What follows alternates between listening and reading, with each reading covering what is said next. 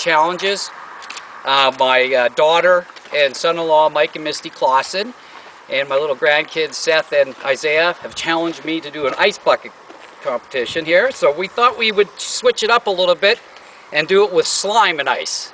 Since tomorrow's the 30th anniversary for the Ghostbusters, I am challenging Dan Aykroyd and Bill Murray to do the same.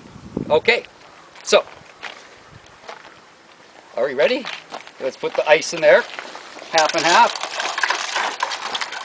That's about even. That's good. Okay.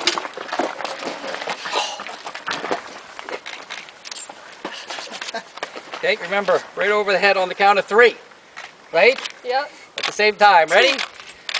1, 2, 3.